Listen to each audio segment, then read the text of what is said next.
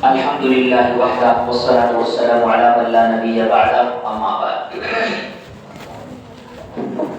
بھائی دوستو بزرگو،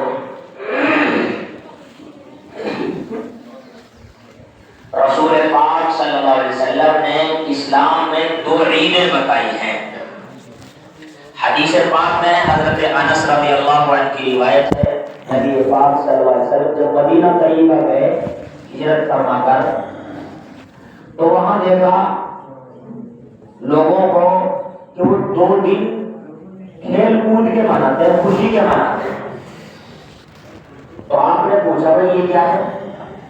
تو انہوں نے جواب دیا کہ ہم زمانہ جاہلیت میں سے پہلے سے ہی ان 2 دنوں میں کھیل کود کرتے آئے ہیں، اب بھی اس میں کرتے ہیں، ایسے اسلام آ گیا اب بھی ایسے ہی کرتے ہیں، پہلے سے چلایا ہمارے یہاں دستور۔ تو آپ نے فرمایا نہیں، اللہ نے ان 2 دنوں کے بدلے میں تمہیں 2 اور بہتر دن عطا فرمائے ہیں۔ منہما یوم الاضحیٰ و یوم الفطر، ان دونوں میں سے ایک بقرعید کا دن ہے، ایک عید کا دن ہے، آج کا دن۔ تو انہیں چھوڑ دو، کھیل کود کے دن نہیں، 2 بہتر دن اللہ نے دیے ہیں، اور وہ عبادت کے دیے ہیں، وہ خوشی کے دیے ہیں، تہوار کے دیے ہیں۔ تو حدیث میں ہے یہ بات کہ اللہ نے تمہیں ان دونوں سے 2 بہتر دن دیے ہیں، ایک عید الفطر کا دن، ایک عید الاضحیٰ کا دن، ایک میٹھی عید کا دن، ایک بقرعید کا دن۔ یہ 2 دن عید کے اللہ کے نبی صلی اللہ علیہ وسلم نے ہمیں لا کر کے دیے ہیں۔ انہیں کیا کرنا چاہیے؟ عید کے دن میں کیا کرنا چاہیے؟ کیونکہ ہم تو ہر چیز میں پابند ہیں، شریعت ہمارے ہر جگہ راستہ بتاتی ہے۔ جیسے نماز بتاتی ہے، ایسے ہی شادی کا طریقہ بھی بتاتی ہے شریعت، ایسے ہی عید منانے کا طریقہ بھی بتاتی ہے شریعت، تجارت کرنے کا طریقہ بھی بتاتی ہے شریعت۔ شریعت نے کہیں ہمیں ایسے بےیار مددگار نہیں چھوڑا، ہماری شریعت بڑی صاف ستھری ہے، ہر جگہ رہبری کی ہے، بس سیکھنے والا اور اس پر عمل کرنے والا چاہیے بندہ، ہر جگہ شریعت ہماری رہبری کرتی ہے۔ تو پہلا کام میرے بھائیوں، آج کے دن وہ اللہ کے شکریہ کا دن ہے۔ یہ بندوں کا آج کے دن کا کام کہ شکر ادا کریں اللہ کا، اللہ آپ کا شکر ہے، آپ کا احسان ہے، آپ کا شکر ہے۔ کہ کس چیز پر شکریہ ادا کریں بندے؟ کہ اللہ نے یہ پچھلا جو مہینہ رمضان کا یہ بہت بڑا تحفہ دیا بندوں اور بندیوں کے لیے، مسلمانوں کے لیے مغفرت کا بہت بڑا ذریعہ دیا، بہانہ جس کو اللہ معمولی بہانہ بناتے بڑے بڑے گناہوں کو معاف کرنے کے لیے۔ اس سے بڑا کیا تحفہ ہو سکتا ہے؟ اس سے بڑا کیا انعام ہو سکتا ہے؟ تو جب کوئی نعمت ملے، کوئی چیز ملے تو شکریہ۔ تو اس لیے عید کے دن پہلا کام رمضان کا شکریہ، کہ شکریہ سے پھر نعمت بڑھتی ہے۔ لئن شکرتم لازیدنکم، پھر اللہ بار بار توفیق دیتا ہے، پھر آئندہ رمضان دیں گے اور قدر دیں گے، اللہ پاک آئندہ رمضان تک پہنچائیں گے اور اس کی زیادہ قدر کروائیں گے، کیوں کہ ہمیں شکریہ ادا کیا۔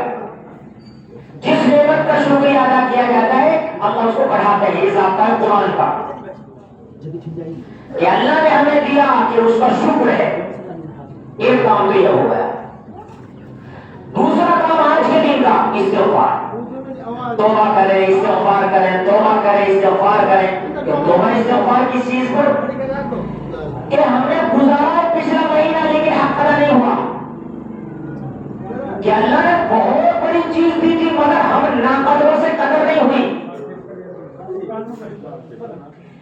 اس لیے خاص لوگوں کی، اللہ کے مقرب بندوں کی صفت ہے استغفار کرنا۔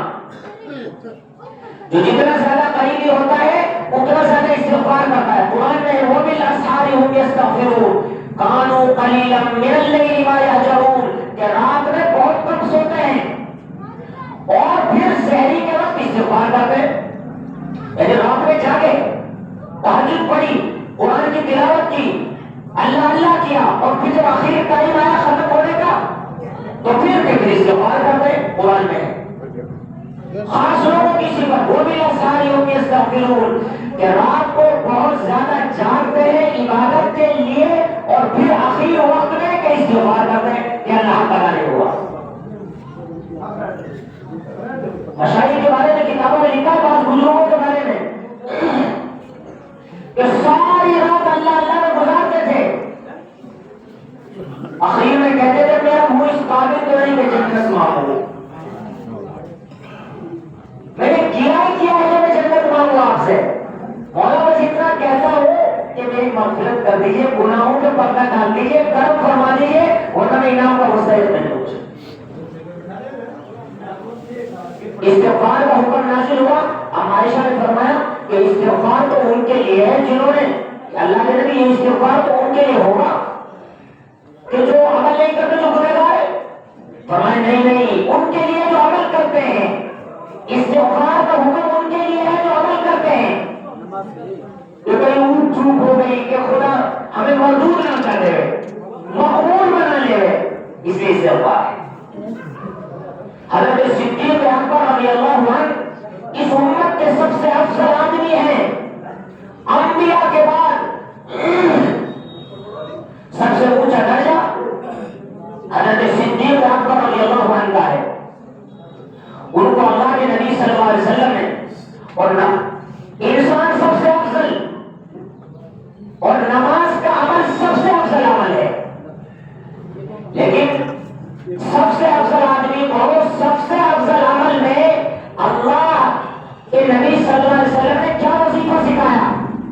فرمایا ابو بکر یہ دعا مانگا کرو نماز کے آخر میں، اللہم انی ظلمت نفسی ظلما کثیرا ولا یغفر الذنوب الا انت فاغفر لی مغفرۃ من عندک وارحمنی، یہ دعا بتلائی کہیں کیا آخر میں، گناہ کے بعد نہیں، نماز کے بعد، کہ نماز ہم نے پڑھی 4 رکعت 2 رکعت، جب آخر میں آئے سلام کے قریب جب پوری ہو گئی نماز تو فرمایا اب استغفار کر،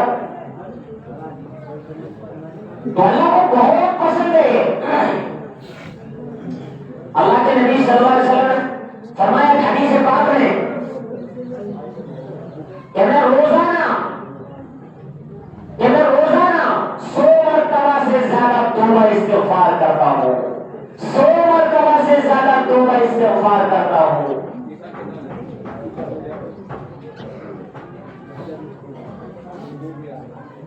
واللہ انی لاستغفر اللہ واتوب الیہ فی اليوم اکثر من 70 مرہ، ایک روایت میں 70 سے زیادہ کرتا ہوں، ایک میں 100 مرہ کہ 100 مرتبہ کرتا ہوں، روزانہ توبہ استغفار 100 مرتبہ۔ تو صدیق اکبر کو آپ نے یہ حکم دیا کہ نماز کے آخر میں یہ دعا مانگو، تو کیسی شاندار دعا ہے، ہم بھی نماز میں پڑھتے ہیں سب، وہیں سے سیکھی ہم نے بھی، اے اللہ میں بہت بڑا ظلم کیا ہے، کیا ظلم کیا کہ نماز کا حق ادا نہیں ہوا، اپنے نفس پر اپنے آپ پر بڑا ظلم کیا ہے کہ آپ نے نماز کا موقع دیا، میں حق ادا نہ کر سکا، میرا بڑا جرم ہے، کبھی دماغ ادھر گیا کبھی دماغ ادھر گیا، صحیح طریقے سے نہ پڑھ سکا میں،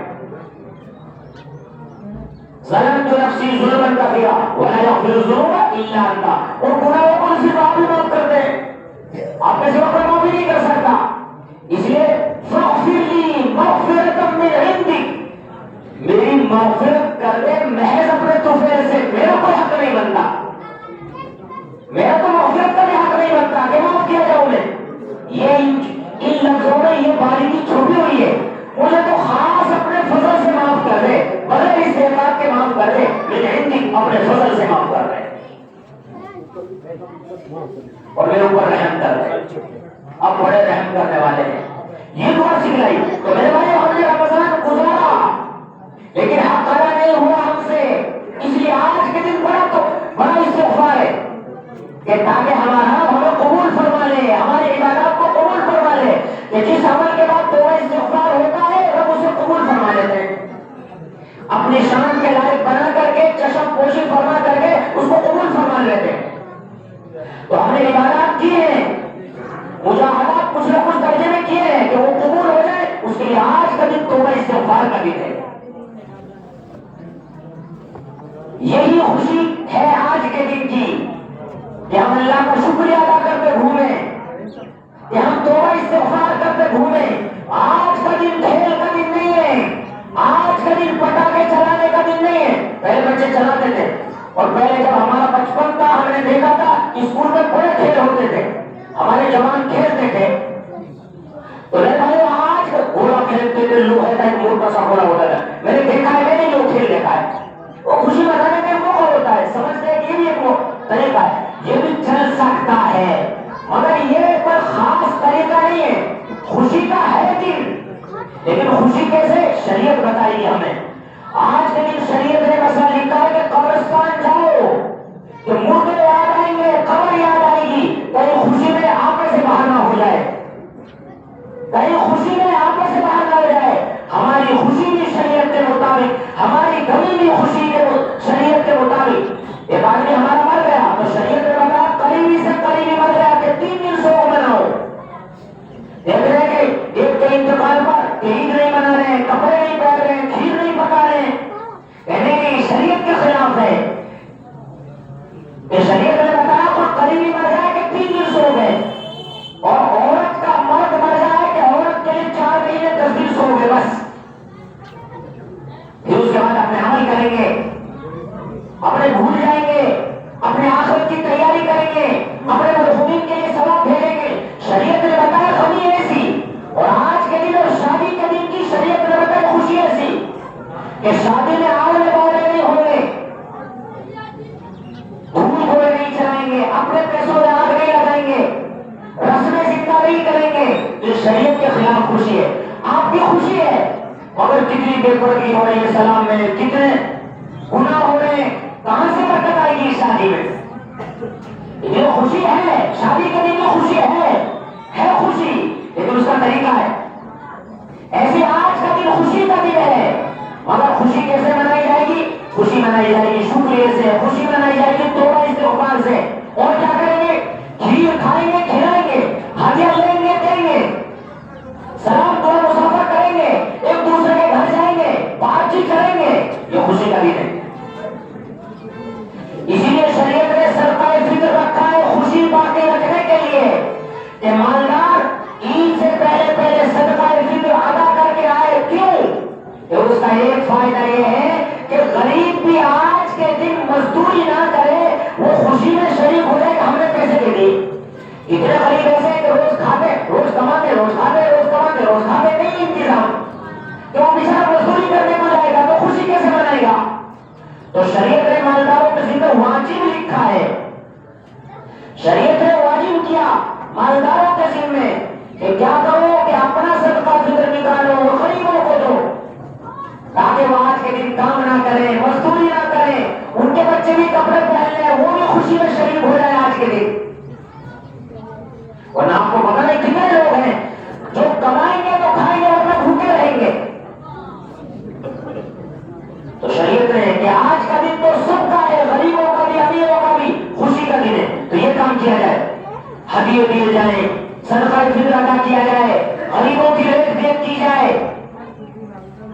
یا آج کا دن اس کا دن ہے، خوشی ہے، لیکن یہ کام کرنے کا ہے۔ حدیث میں آپ نے مستقل حکم فرمایا ہے لا تحاسدوا ولا تباغضوا ولا تدابروا وكونوا عباد الله اخوانا۔ نبی کا پیغام ہے امت کے لیے کہ اللہ کے بندو آپس میں حسد نہ رکھو، آپس میں کینہ نہ رکھو، آپس میں دل میلا نہ رکھو، صاف ستھرے ہو جاؤ۔ وَقُولُوا عِبَادَ اللَّهِ إِخْوَانًا، اور اے اللہ کے بندو آپس میں بھائی بھائی بن جاؤ۔ شریعت میں وہ حدیث میں وَقُولُوا عِبَادَ اللَّهِ إِخْوَانًا، اے اللہ کے بندو آپس میں بھائی بھائی ہو جاؤ، بھول جاؤ پچھلیوں کو۔ اس دنیا کا وہی شیر ہے، وہی پہلوان ہے جو پچھلے کیوں کو بھول جائے، جو دل میں نہ رکھے، جو صاف ستھرا دل رکھے، کیونکہ ورنہ آج کا دن انعام کا دن ہے، خوشی کا دن ہے، مغفرت کا دن ہے، مگر کینہ رکھنے والے کی مغفرت نہیں ہے، شرابی کی مغفرت نہیں، ماں باپ کے نافرمان کی مغفرت نہیں، شرابی کی مغفرت نہیں، ماں باپ کے نافرمان کی مغفرت نہیں، اور اسی طریقے سے رشتہ ناطہ توڑنے والے کی، جس نے بھائی بہنوں سے، چچا تایا سے بگاڑ کر رکھا ہو، ان کی مغفرت نہیں، اور جو آدمی کینہ رکھنے والے کی مغفرت نہیں۔ اے بھائیو، بھولنا سیکھیں، ہم اس نبی کے امتی ہیں جو سارے غموں کو امت کے لیے بھولا گیا، اور دشمنوں کو بھی دعا دیتا تھا. طائف میں تازہ تازہ فکر ہیں جی فرشتے آئے پہاڑوں کے کیا اگر حکم ہو تو ہم ان کو ابھی تیز تیز کر دیں. تازہ رو رہے ہیں پھول میں نہیں تھے لہو لہان جسم میں وہ آسمان کے فرشتے میں رو رہے تھے. ایسا بھیانک منظر تھا طائف کا. لیکن فرشتے نے جب کہا کہ میں 20 کو فرمائے نہیں یہ نہیں تو ان کی نسلوں میں کوئی ایمان والا بنے گا. یہ نہیں تو ان کی نسل بھول گئے بھلا دیا آپ نے معاف کر دیا. اور ہم ہندوستان پاکستان بنگلہ دیش سری لنکا اس خطے میں تو اسلام اسی طائف کی برکت سے آیا ہے. ورنہ سب کے ساتھ پتہ نہیں کیا ہوتا. پھر بھائیو ہم بھی بھولنا سیکھیں سمجھوتا کرنا سیکھیں مٹانا سیکھیں. وقولوا عباد اللہ اخوانا اے اللہ کے بندو آپس میں بھائی بھائی بن جاؤ. پیار سیکھو محبت سیکھو. انسان ہے ہو جاتی ہے ہوئیں گی. نبی نے توبہ کی کہ میری امت میں نہ ہو میں کبھی نہ قبول ہوئی یہ دعا نہ قبول ہوئی تو ہوگی لازمی طور پر. انسان کہتے ہیں اس کو جس پہ روک چوک ہو. میری بھائیوں بھلا دینا معاف کر دینا درگزر کر دینا یہ محمدی ہونے کی پہچان ہے. یہ چیزوں کی مشق کریں آہستہ آہستہ بھلانا سیکھیں زبردستی میل ملاپ سیکھیں. یہ شریعت میں ہمارے نبی کا خاص طور پر ہمیں حکم ہے. اے بھائیوں خوشی کا دن ہے آج. خوشی کا دن ہے کہ کیوں خوشی کا دن ہے کہ خوشی اس کو ہوتی ہے جس کو کچھ ملے. کہ آج کا دن انعام کا دن ہے. انعام کیا آج کا دن انعام کا دن ہے. تو جب انعام ملتا ہے آپ جاتے ہیں پڑھنے کے بچوں کو سال کے آخر میں انعام ملتا ہے کہ بھائی یہ بچہ پہلے نمبر پر آیا ہوا پوزیشن اس کو انعام ملے گا. ایسے کھیل کھلاڑیوں میں دیکھا ہوگا آپ نے تو جو اچھی کارکردگی کر اس کے لیے بینچ سجایا جاتا ہے کہ بھائی اس کو یہ میچ کا وہ ملے گا اس کو یہ ملے گا. ایوارڈ ملتے الگ الگ ہوتے ہیں آپ جانتے تو ان کے لیے بڑی خوشی ہوتی ہے کیوں کہ ہمیں انعام ملے گا. آج کا دن کہ رمضان نے اچھا کیا ہے اس کا انعام ہے. آج اللہ آج کا دن صبح کے وقت فرشتوں کو سارے گاؤں میں بھیجتے ہیں اور اعلان کرواتے ہیں. لیکن انسان اور جنات نہیں سنتے باقی ساری چیزوں سے اعلان کو سنتی ہے. انسان جنات نہیں سنتے بتا رہے کی بات نہ رہتی. وہ فرشتے کی آواز لگاتے ہیں. حدیث میں حدیث سنا رہا ہوں کہ اللہ کے بندو چلو چلو چلو اس رب کی بارگاہ کی طرف جو بہت معاف کرنے والا ہے بہت دینے والا ہے. بہت معاف کرنے والا بہت ایسے آواز دے کر کے نکال کے آئے ہوئے فرشتے. یہ چلو چلو بارگاہ کی طرف چلو. یہ کیا ہے کہ انعام ہے آج یہ بینچ سجا ہے آج. تو کیا ہوگا کہ انعام ملے گا. لیکن انعام جن کو ملے گا کہ جنہوں نے اچھا کام کیا ہو. کہ میرا میچ اس کو ملے گا جس نے اچھی کارکردگی کی ہو. ہر کو 11 کو تھوڑی ملے گی 11 کو ایوارڈ نہیں ملے گا کہ 1-2 کو ملے گا جنہوں نے اچھا کیا. ایسے ہی آج کا دن ایوارڈ کا دن ہے انعام کا دن ہے حدیث میں. لیکن ان کے لیے جنہوں نے کیا ہو. اسی لیے علماء نے کتابوں میں مسئلہ لکھا ہے وہ سمجھنے کا غمگین ہونے کا نہیں ہے کہ اصل عید کی خوشی انہی بندوں اور بندیوں کے لیے ہے انہی مرد عورتوں کے لیے ہے جنہوں نے رمضان کا حق ادا کیا ہو جنہوں نے پابندی سے روزے رکھتے ہو جنہوں نے پابندی سے تراویح پڑھی ہو سحری اور افطاری کا انتظام کیا ہو جنہوں نے قرآن کی تلاوت کی ہو اپنے کام صاحب کم کر دیے اپنے کاروبار کو کم کر دیا اللہ کی عبادات کا حق ادا کیا کہ ایوارڈ ان کو ہے تو خوشی ان کو ہے. ان کو سزا ہے جنہوں نے روزہ نہیں رکھا تو بڑے ٹوٹے میں چلے گئے. اصل خوشی ان کی ہے اصل خوشی ان کی ہے. اس لیے میرے بھائیوں اللہ سے توبہ استغفار کریں کہ ہمارا پچھلا کیا قبول ہو جائے. چھوٹ گئے ہو تو قضا کریں ان کی. بیمار سے اگر چھوٹے ہو بوڑھوں سے اگر چھوٹے تو فدیہ ادا کریں روزوں کا. وہ جو صدقہ فطر ادا کیا جاتا ہے 2 کلو یا 2 کلو اناج احتیاطاً 50-60 روپے میں بتاتا ہوں. ہمارے یہاں کے اعتبار سے 2 کلو اناج کا لگا رہے اوپر نیچے ہوتے رہتے ہیں. تو دونوں استغفار کیا جائے کہ کمی زیادتی ہوئی کہ اللہ پاک اسے معاف فرما کر کے قبول فرما لے. تو ایسے آج کے دن انعام دلانے کے لیے لاتے ہیں. پھر رب فرشتوں سے قسم کا پوچھتے ہیں کہ ان مزدوروں کو بدلہ کیا ملے جنہوں نے کام پورا کر دیا. فرشتے کہتے ہیں پورا ملنا چاہیے، پورا ملنا چاہیے. تو اللہ پاک قسم کھا کے فرماتے ہیں میری عزت کی قسم، میرے جلال کی قسم، میرے بلندی مرتبہ کی قسم، میں ان کو ضرور قبول کروں گا جو مانگیں گے. حدیث میں ہے کہ اللہ فرماتے ہیں جو تم دنیا کے آخرت کے بارے میں مانگو گا تو دوں گا، اور جو دنیا کے بارے میں مانگوں گا تمہاری مصلحت دیکھوں گا. کبھی آدمی غیر مناسب چیز مانگ لیتا ہے کہ تمہاری مصلحت ہوگی تو دوں گا، آخرت کو سب تمہیں جو مانگو گے، اور دنیا کے تمہاری مصلحت جو ہوگی وہ دے دوں گا تمہیں ضرور. ایسا نہیں ہے آج کا دن کہ رمضان کے دوپہر میں آج کا دن یہ ہے خوشی کا مسئلہ کہ عید خوشی کا دن، عید خوشی کا دن، عید خوشی کا دن، کہ کارکردگی اچھی کی ہے کہ ہم بڑا انعام دیں گے. تو اسی کو خوشی ہے کہ جس کو انعام ملے گا، ایک کو انعام ملا 10 کو تھوڑی ملا، لیکن وہ خوشی میں وہ بھی شریک ہے، لیکن تھوڑی ہے. اصل تو اس کے جس کو بڑا انعام دیا جائے گا. اس لیے میرے بھائیوں قسم کھا کے فرماتے ہیں پہلی بات کہ جو مانگیں گے دوں گا، قبول کروں گا. اور دوسری بات ان کی مغفرت کروں گا. تیسری بات گناہوں کو نیکیوں سے بدلوں گا. حدیث ہے بدلت سیئاتکم حسنات، کہ میں تمہارے گناہوں کو نیکیوں سے بدل کر کے رہوں گا. آج کا دن چھوٹا دن نہیں ہے، یہ ہے کہ گناہوں کو بدلے میں نیکی، گناہوں کو بدلے میں نیکی. سوچے تو صحیح کیا ہو رہا ہے، سوچے تو صحیح کیا ہو رہا ہے. تو گناہوں کے بدلے میں نماز لیں، نیکی کریں. یہ اس کریم کی شان ہے. آج کا دن ایسا دن ہے. اس لیے میرے بھائیوں یہ کام کرنے کا ہے، یہ ہے وہ خوشی کا دن. اسی طریقے سے جس طرح ہم نے پورے رمضان عبادات کا اہتمام کیا، میری خصوصی درخواست ہے عبادات کا اہتمام ایسے ہی ہونا چاہیے. روزوں کا مقصد یہ ہے، قرآن میں دوسرے پارے میں یا ایھا الذین آمنوا کتب علیکم الصیام کما کتب علی الذین من قبلکم لعلکم تتقون. یہ روزے کیوں دیے؟ بھوکا مارنے کے لیے نہیں، تاکہ تم تقوی والے بن جاؤ. یہ روزے کا مقصد ہے. خدا سے ڈرنے والے بن جاؤ، یہ روزے کا مقصد ہے. اور لوگوں نے کچھ نہ کچھ کیا، گناہ چھوڑے، عبادات زیادہ کی، کچھ نہ کچھ کیا، تو وہ اسی کا روزے کا اثر ہے.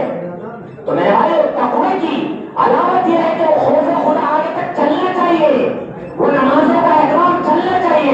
اس لیے میرے ہاتھ جوڑنے سے درخواست ہے 5 وقت کی نماز کر لو. کوئی کسی محکمے کا آدمی ہو، پڑھا لکھا ہو، ان پڑھ ہو، ملازم ہو، ڈاکٹر ہو، ماسٹر ہو، جج ہو، وکیل ہو، گاڑی چلانے والا ہو، محنت مزدوری کرنے والا ہو، کوئی بھی صاحب ہو، لیکن وہ اللہ کا بندہ ہے، وہ محمدی ہے.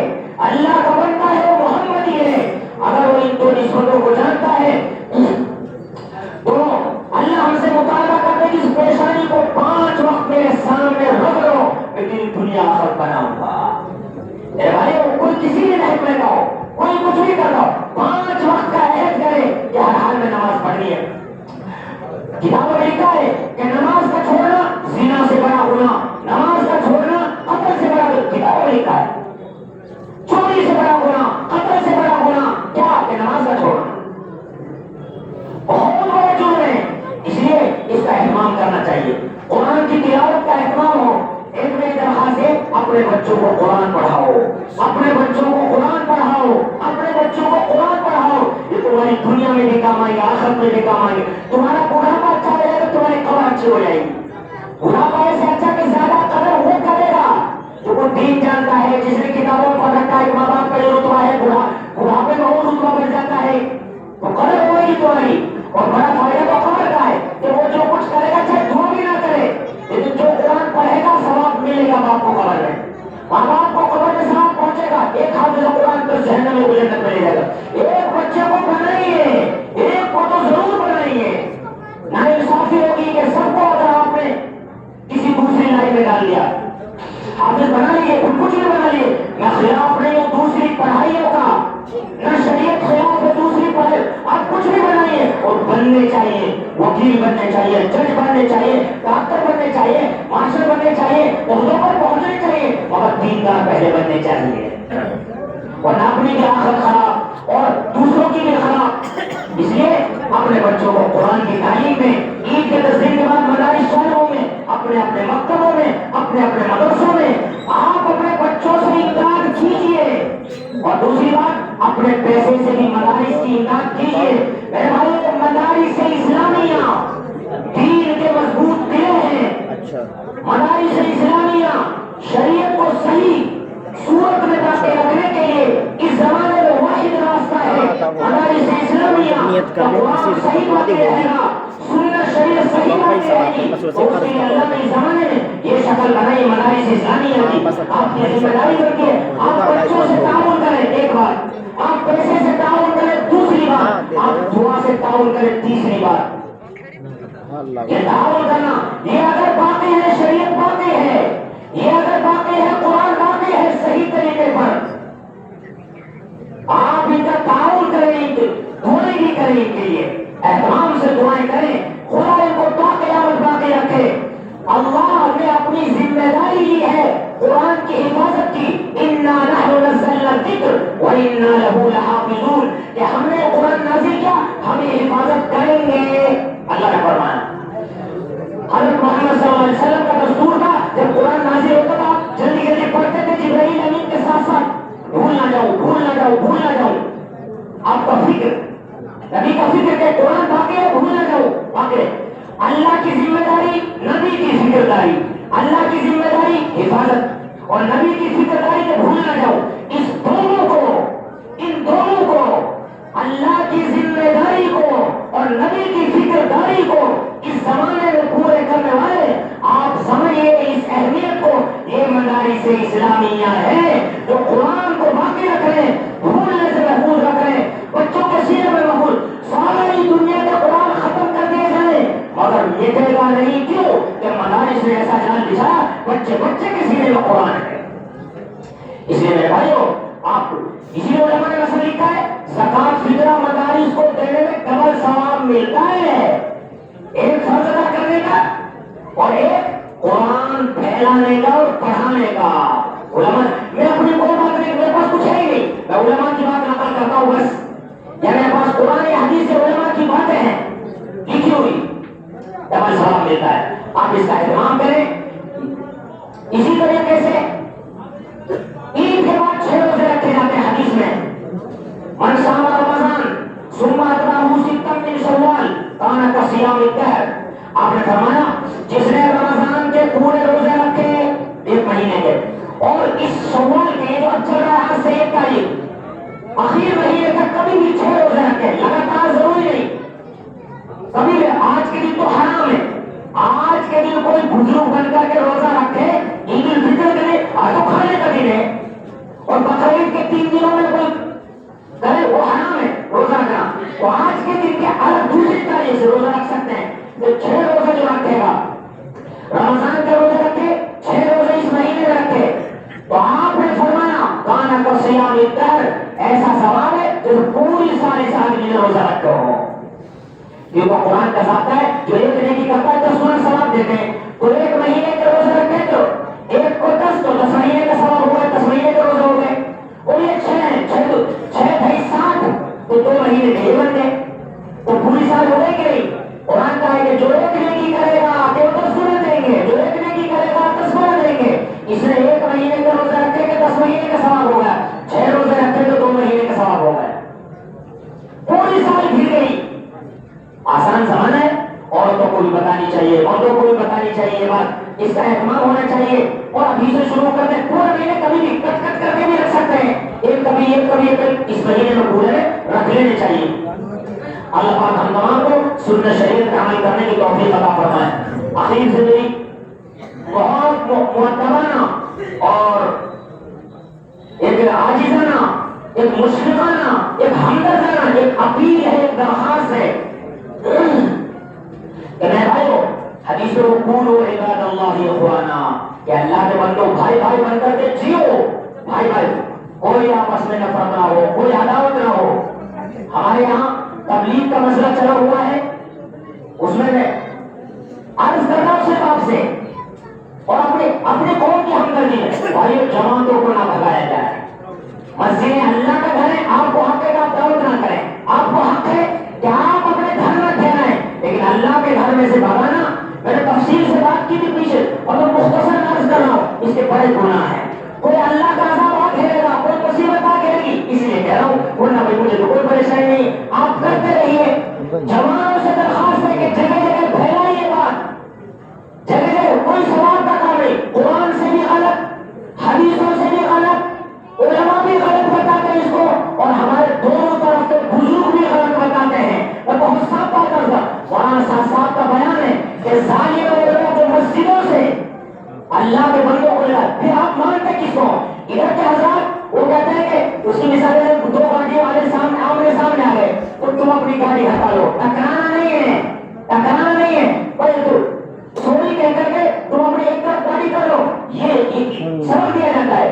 تو پھر آپ کس کو مانتے ہیں؟ نہ بتائیے. کوئی ثواب کا کام نہیں ہے، کوئی اچھا کام نہیں ہے، کوئی یہ بڑی مصیبت کا کام ہے. اس میں وہی ہوتے ہیں.